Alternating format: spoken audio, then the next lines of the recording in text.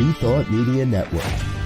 We are a global broadcast network of positive music, media, and entertainment, inspiring humanity's evolution along the journey of enlightenment and creating a world of love, peace, empowerment, and prosperity for all.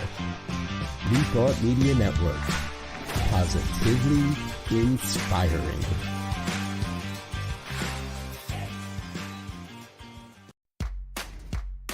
Welcome to Ministers Talking a weekly program where Rev Briz and Rev Z and their guests chat about current affairs, world events, spiritual principles, and any old they want to talk about. Based on the New Thought philosophy and ancient wisdoms, Ministers Talking shares a visionary perspective of the evolving spiral called spiritual living. Join us each week as we explore the emerging paradigm of life on planet Earth and beyond.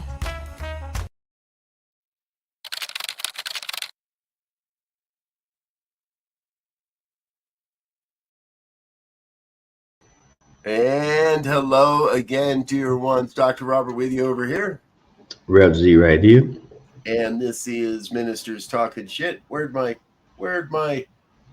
I lost my banner.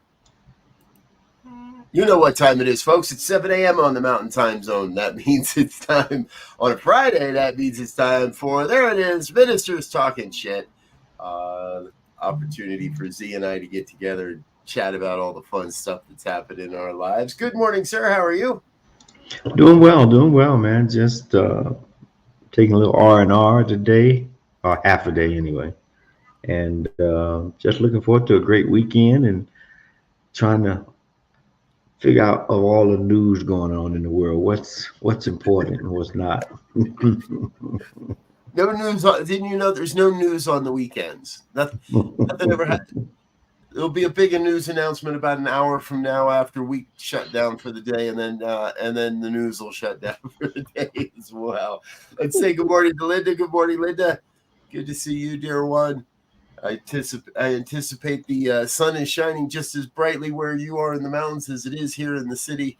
Colorado is shaping up to have a real nice weekend, so we hope you're going to have a nice weekend wherever you are as well.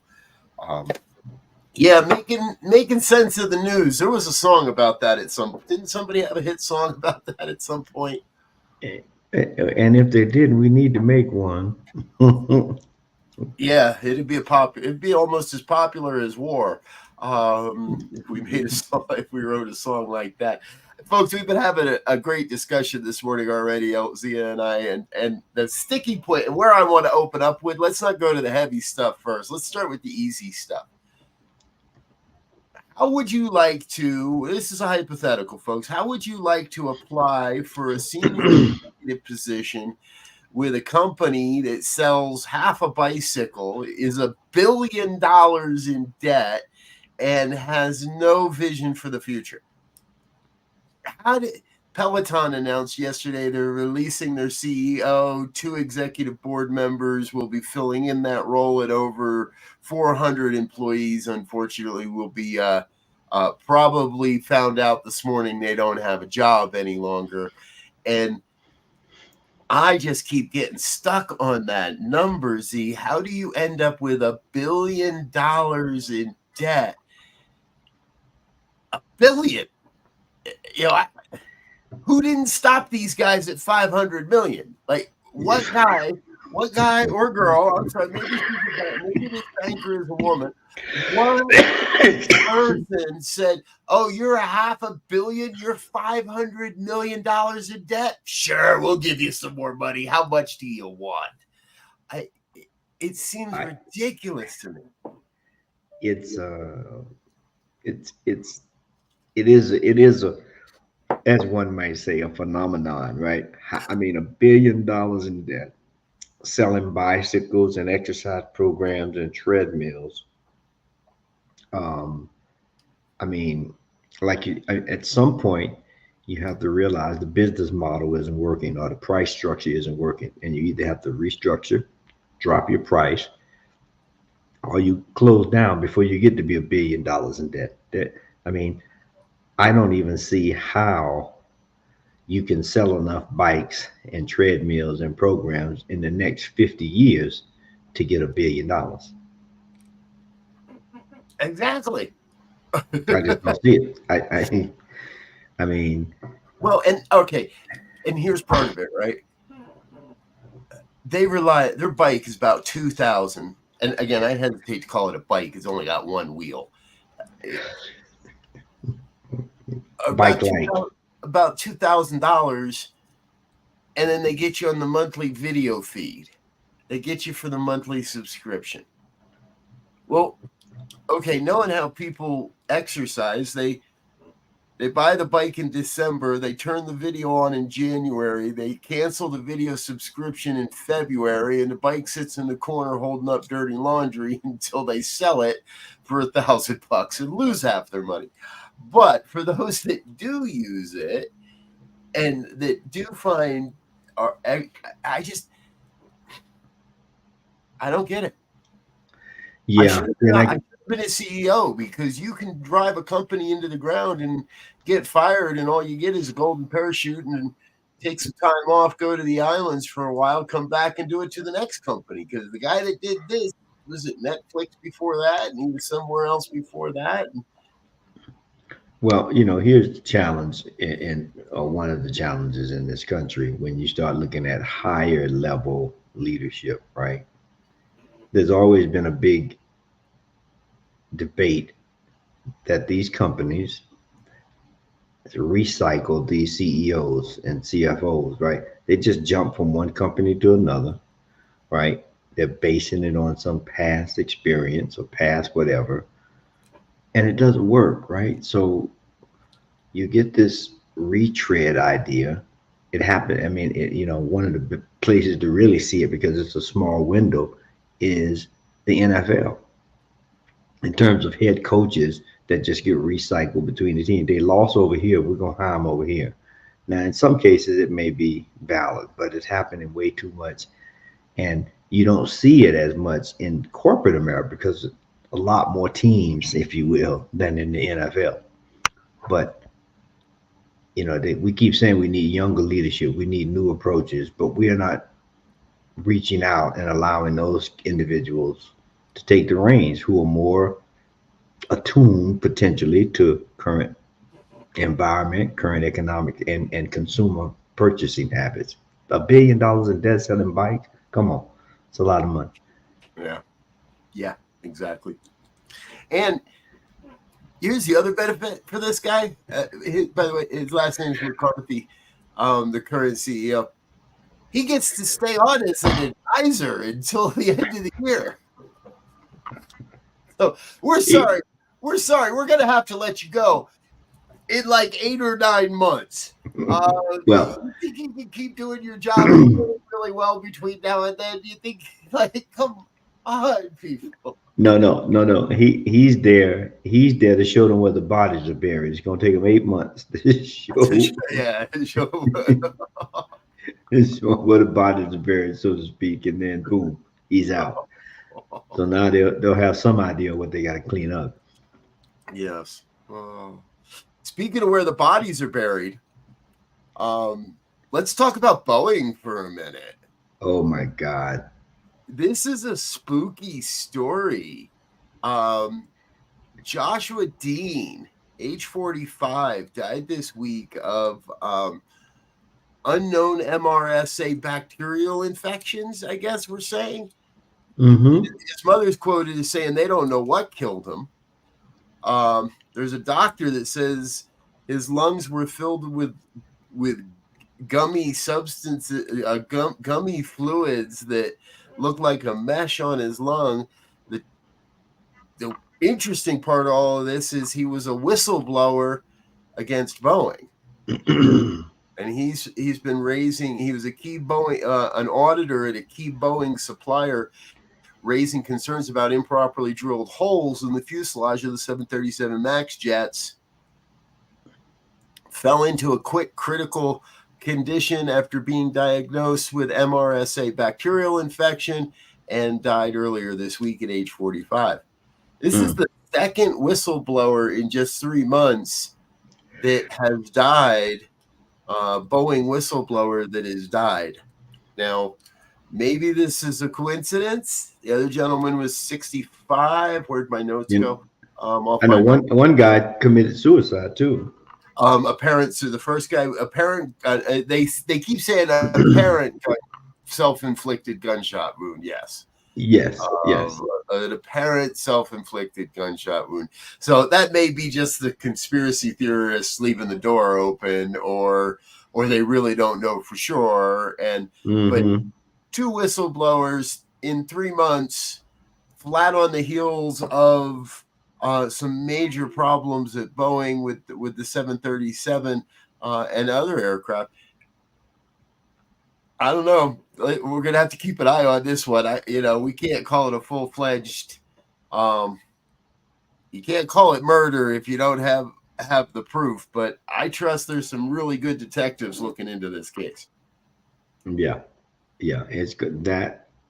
I mean, again, we shift from Peloton to Boeing, right? But at some point, corporate oversight gets oversighted, right? and and they don't keep tabs on this stuff. The money is coming in, the margins are good, and their pockets or several people's pockets are getting stuffed, and they're like, it's just a little thing, or and Yeah. obviously we know little things turn into big things. You have a little baby when you bring them home, and then by the time they get to high school, they're big things, and now they require a lot more everything, right?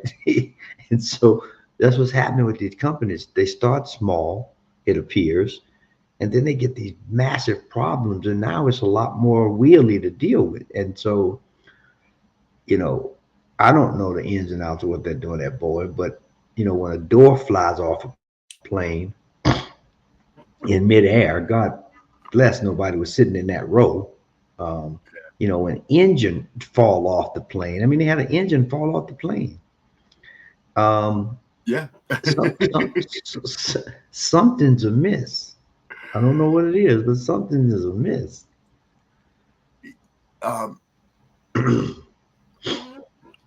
I'm having this kind of epiphany that over the last handful of years, there's been a thing emerging in the business world called B Corps. If you don't know about them, folks, that's not your fault. It's not like a lot of people are talking about them, but a B Corp is known as a benefit corporation. And the idea is that you don't just go out and say, hey, we're a B Corp.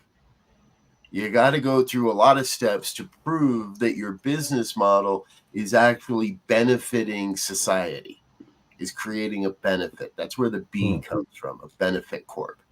So, and in benefit corporations, it's not like a nonprofit where you can't take the profits out and distribute them to shareholders, things of that nature. It's not like this can't benefit a specific person.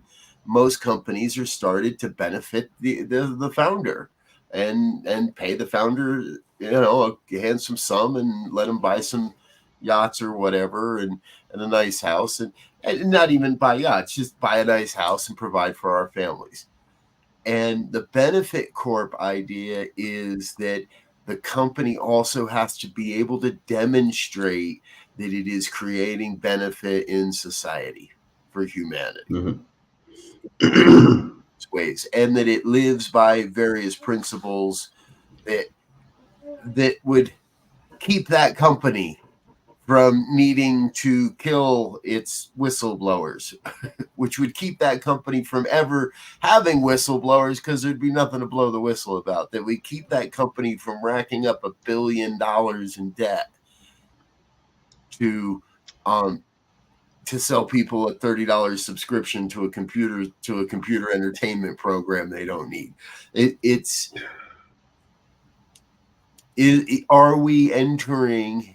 And I guess I'm answering my question. I think we have entered, but we're not yet aware that we've crossed that threshold. Yeah. Where B Corps are the future. Well, and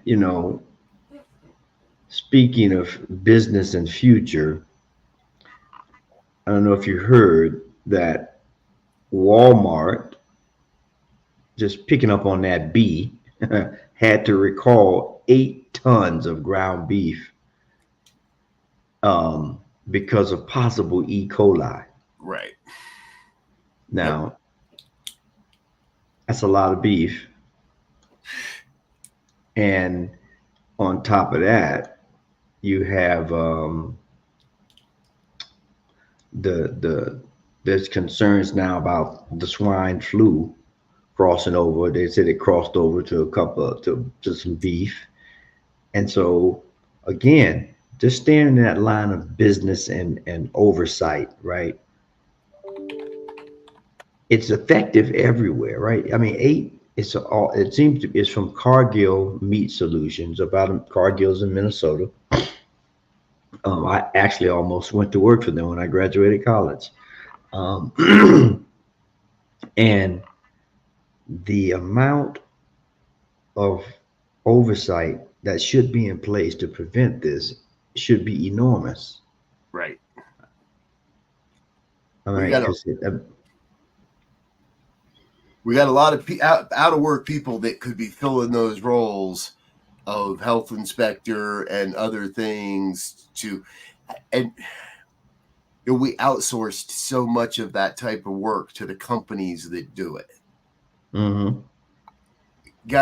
I'll put dollars to donuts, whatever plant that 8 tons of beef came out of, their health inspector is actually an employee of the beef of that company, of that factory. They're not independent inspectors anymore. We've outsourced the inspection of our food processing systems to the companies that do it.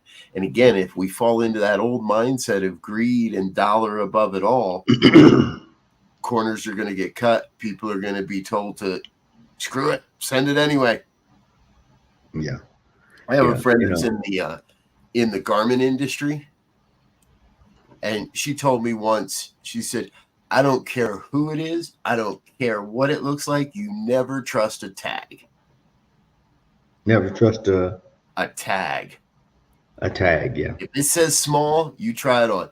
If it says medium, you try it on. Because the clothing manufacturers will knowingly ship cases and cases and cases of clothing mislabeled. Because they got quotas and they got to send 500 million units to Target. They sell 500 million units, and if 100 million of those need to be small, that just means there needs to be 100 million small tags on 100 million shirts. It does not mean the shirt is going to be size small. They just sew in whatever label they got to whatever they need to fill the quotas, and that's just in t-shirts and casual wear, folks. Now we're let's take that to talk about beef and chicken and pork and all the other and the food supply of this country. What would happen if you brought home your pork chops and found out that they were just chicken that was a little old, but we needed to get it out the door? Or you could just get on your Peloton and ride it. I mean, hold on, I got to go to the store and get me some chicken chops. Yeah, I mean, we're making light here, but I didn't see the jobs numbers yesterday. I think the jobs report came out yesterday to see what those numbers look like. But I know they're talking, the Fed is not looking at reducing interest rates maybe till the end of the year. So somebody still feels that there's an inflationary point somewhere that they want to bring it down a little bit. And when are we going to really begin to look holistically at the system? I mean, there's the thing that there's this money is the root of all evil. I think it's materialism, which is, by the way, is connected to the money, I guess. but we get too much stuff. We if you look at all of the advertisements, they're all about stuff. Very few of them are about health or well-being or community service, or it's about getting some more stuff. And I wish I could remember that that joke by George Carlin, about stuff. He said you get a bigger house to get more stuff. And he had this whole soliloquy on how much stuff we have and how much stuff we buy.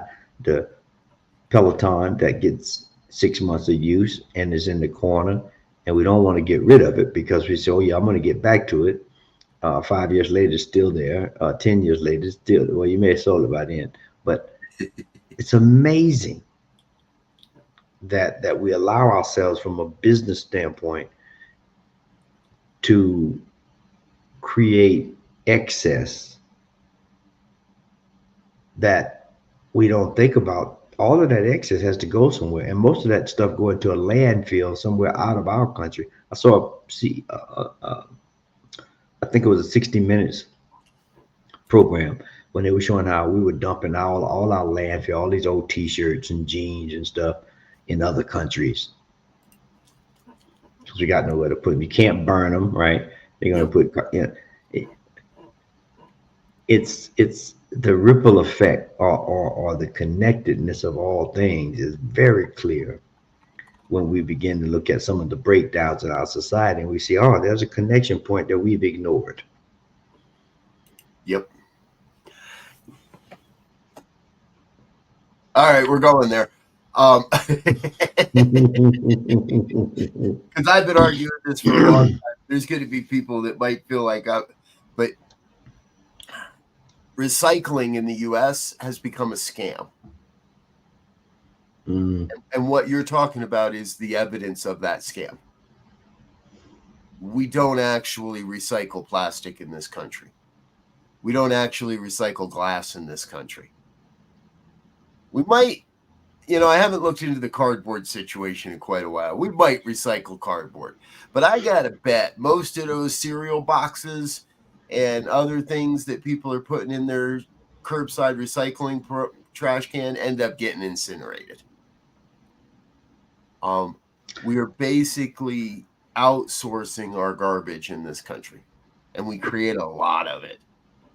A lot of American landfills are filling up or are full or in the process of being capped, and we ship countless tons of plastic and electronic waste to what we consider third world countries outside the United States. Ghana has become an entire country of electronic waste. Yep. So I can have the newest phone. My phone's up. I can almost. Where's my phone? It's almost there. See, here it is. It almost survived its entire contract. I should shut my mouth. I might be jinxing this, but it has survived its entire contract. I'm only a few payments away from not having a cell phone payment. Check with me in 3 months. See if I get a new phone or not. Because we are addicted to the material trappings of success. Not to what success brings us. I happen to know you're in the mountains this weekend. You and your wife are away for the weekend and have a chance to get out and enjoy nature.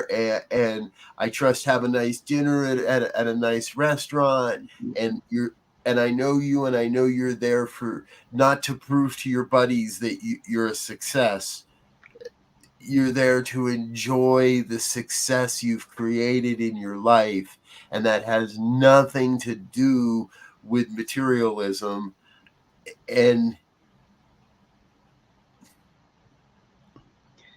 But we don't seem to get that as a whole. Like you're the outlier here. Most people,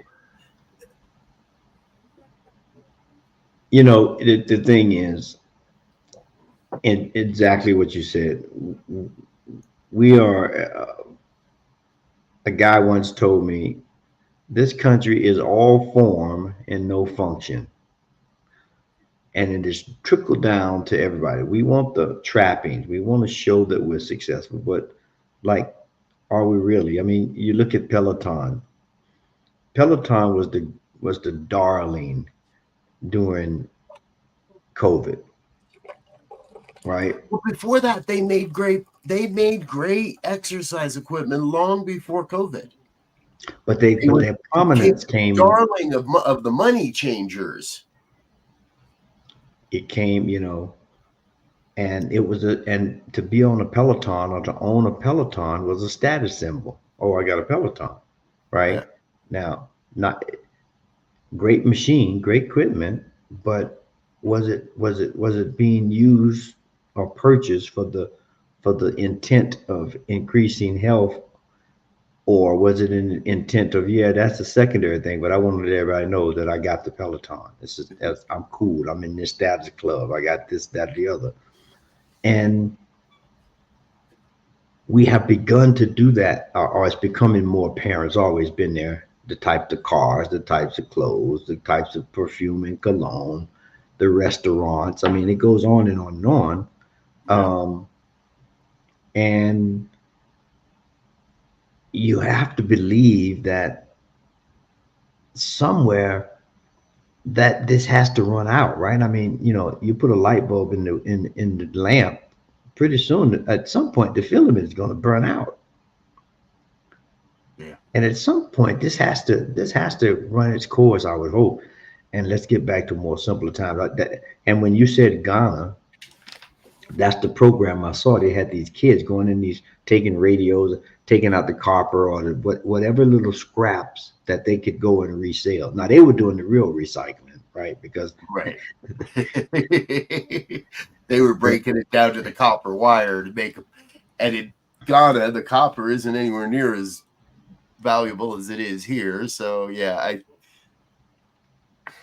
well, but in that same sort of vein, in terms of the speaking out against things that are not serving everyone, we look at the protests on the college campuses about the conflicts over in Gaza, right? They spread to a ton of campuses. There were several high schools in Chicago. I don't know if anywhere else, but there were definitely several in Chicago high school students who were beginning to protest. Mm-hmm. And I think the president emphasized that, because now they're getting the clash between those two groups. But if we look at the Constitution, they both have freedom of speech, right? Right. So when does freedom of speech require you to call in the police? Now, okay, I could see they took over a building. All right, now you're trespassing. Okay, so now we've stepped across the line. But for people to have the opportunity to state their concerns and issues about what's going on in the world should be allowed without impunity. Yeah. It's a historical forum for free speech. College campuses are a historical forum for free speech, for dissent, for questioning authority, and as you and I said in the warm up, thank God we haven't had a repeat of a Kent State type of event. But we did have police at UCLA shooting rubber bullets at protesters. That's only one step away from, loaded the wrong magazine, Sarge. Sorry about that. I killed 4 college kids this morning, or whatever. Right? We're one step away from a repeat of something like that, which is arguably, I think most people in America consider that one of the greatest stains on our culture during that time, during the Vietnam protests. And here we are, not back then we were protesting because we were sending our kids to war. Now we're protesting because other people are sending their kids to war. And I think that's good. I really, really do. And we're not the only ones. There are colleges, the French police supposedly peacefully cleared a college campus that had been occupied by protesters as well, a college building in Paris that had been, and I'm not saying we need to go in and clear out these kids. And even if there are some, quote, professional agitators there, or if there are career protesters there, as some of the media would have us believe, this is part of what it means to grow as a human society. That when we have the right to address the grievances of our government, and where else are we going to do that but in the traditional public forums? City Hall, college campuses, city parks. And what, you bring up a good point on the college campus piece, because like you said, traditionally college campuses or school in general are places of question, inquiry, and debate. yeah,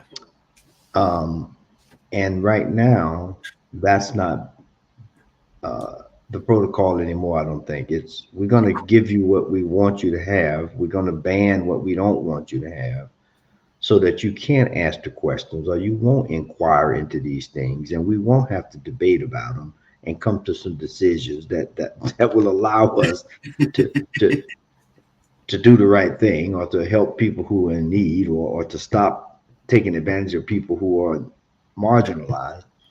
And I mean, we see it coming. They're starting to ban books, and pretty soon they'll start banning movies, and pretty soon,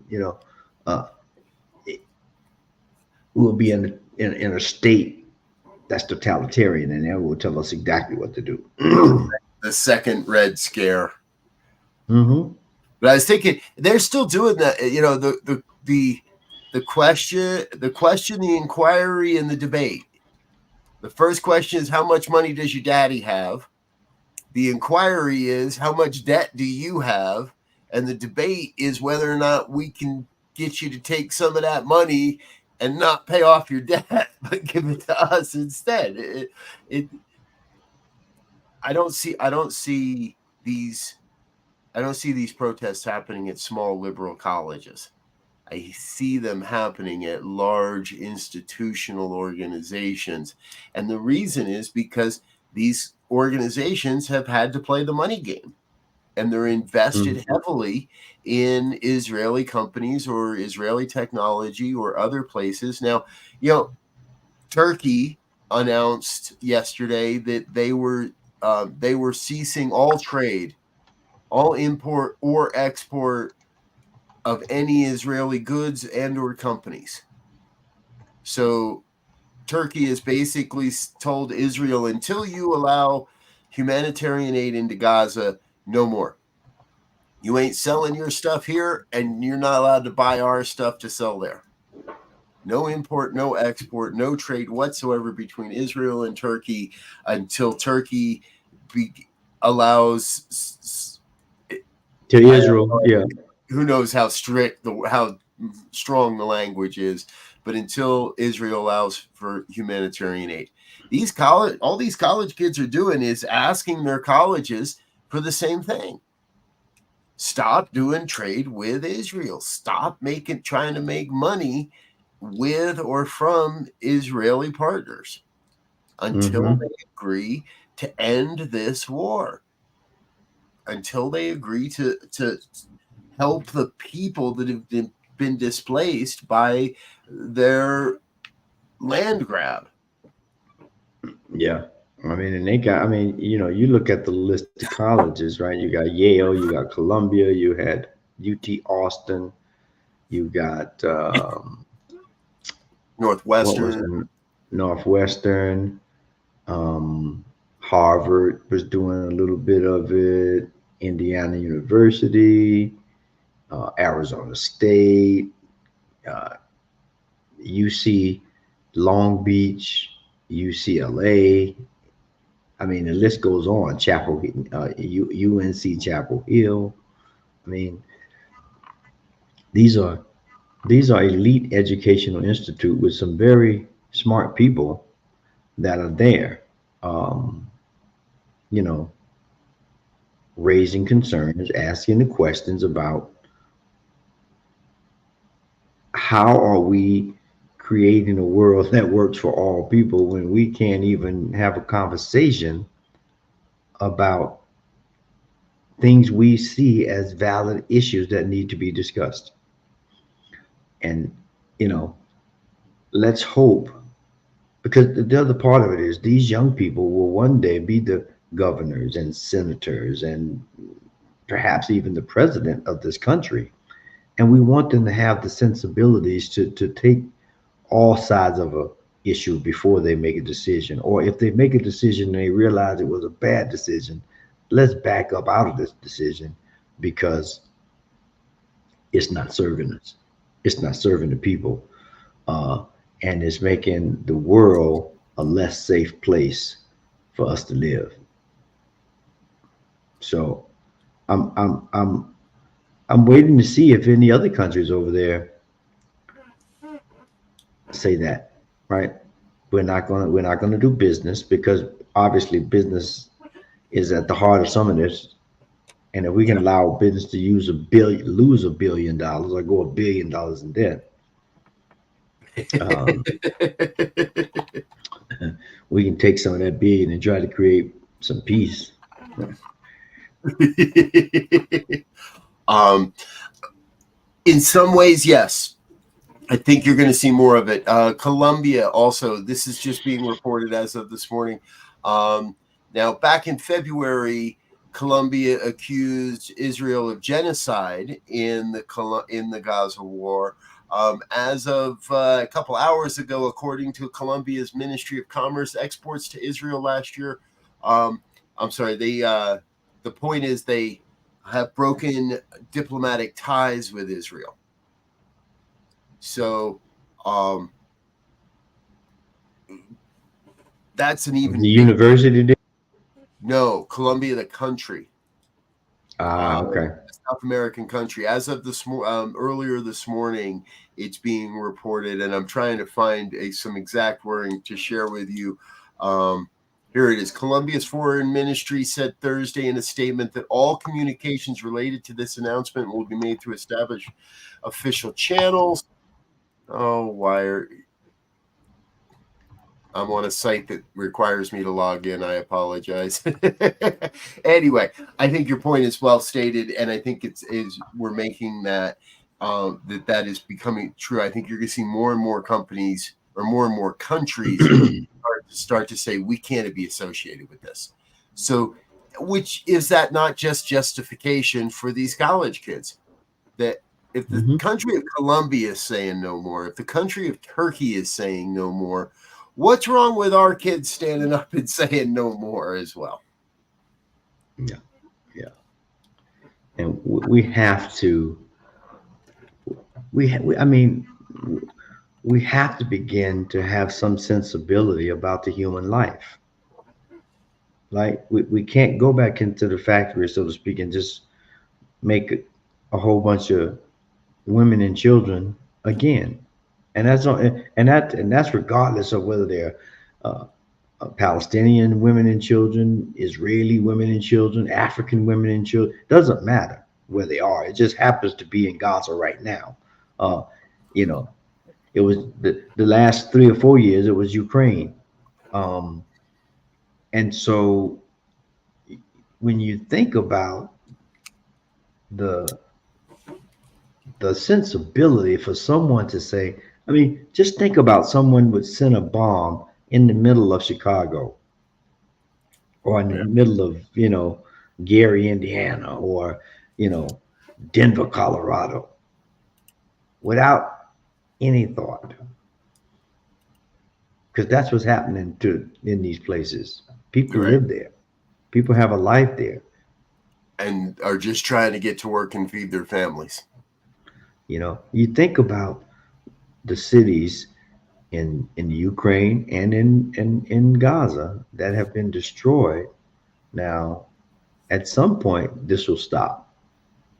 And now it's going to be a big opportunity for people to come in and rebuild. that's going to be an interesting scenario. Capitalism. That's as my eldest would say. Oh joy, more capitalism. Yeah, it's going to be an interesting situation because it's going to be a big money grab.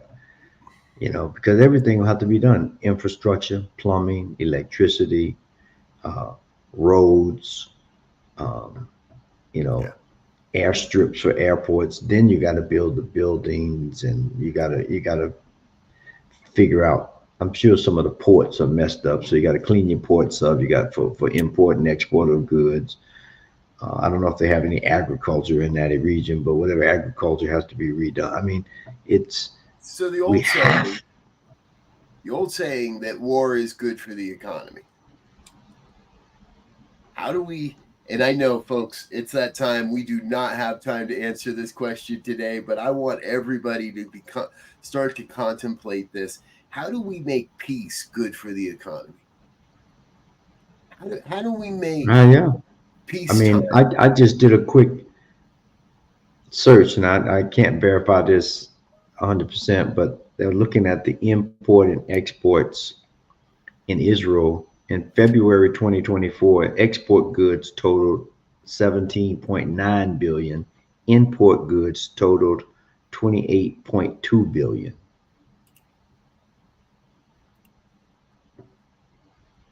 Got to be a way to make. Where's our Chat GPT? Chat GPT, how do you Say make that peace? again.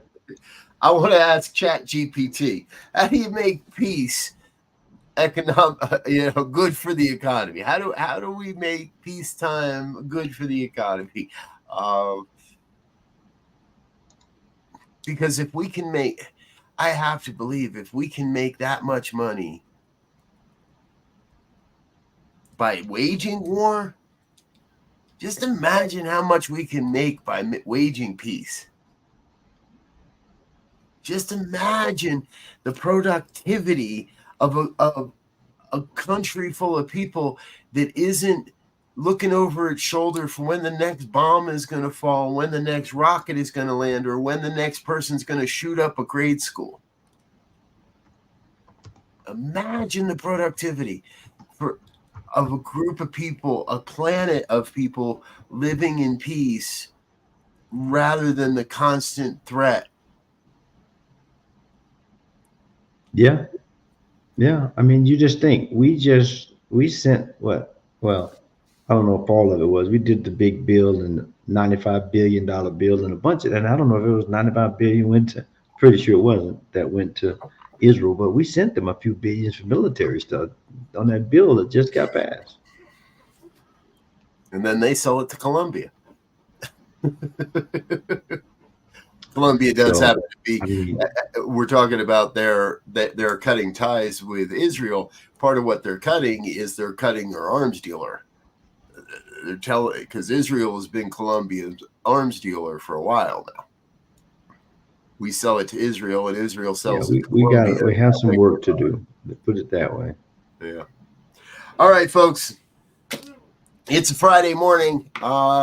We've been talking shit for a while now this morning, and as is often the case, we don't pretend that we're going to be able to solve any of the concerns or the conflicts or the questions or the stuff that's going on in the world. But we do believe that we can't hide behind a wing and a prayer. We can't hide behind our ignorance. We can't hide behind the misinformation. We've got to do the work to take a deeper look at these issues.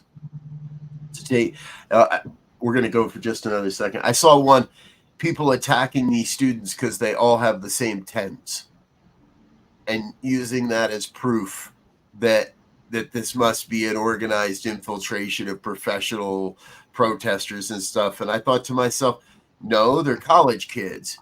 At probably the cheapest tent they could find at Walmart. And turns out, yeah, they were bought in bulk and they were all bought. They were the cheapest tent available.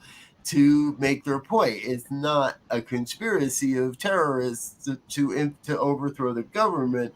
It's a group of students saying we want to live in a more peaceful world. We want to live in a more just world. We want to live in a world where the military machine of war is not the main economic driver of our planet. So we need a new economic driver, and I'm going to suggest that start being peace.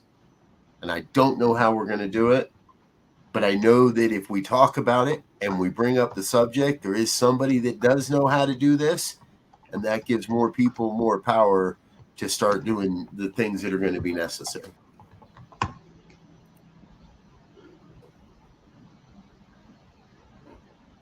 No sound.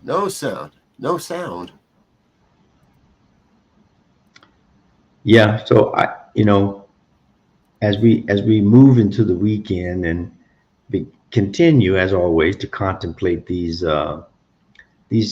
questions, these inquiries, and these decisions and debates that face us, let's do it with some authenticity. Let's do it with the sense of asking questions that will require us to do different, or in some cases do better, and create a world that works for everyone. Yes. Apologies for the technical difficulties there, folks. You'll have to tune in another time to hear that last rant that I just went on. So Z, thanks for being here this morning. Always good to be with you, my brother. Please do give your lovely wife my best as you enjoy the mountains and some time away over the weekend. And you'll be back. We'll be back next Tuesday with New Thought Today at our normal time. So I'll look forward to seeing you again then.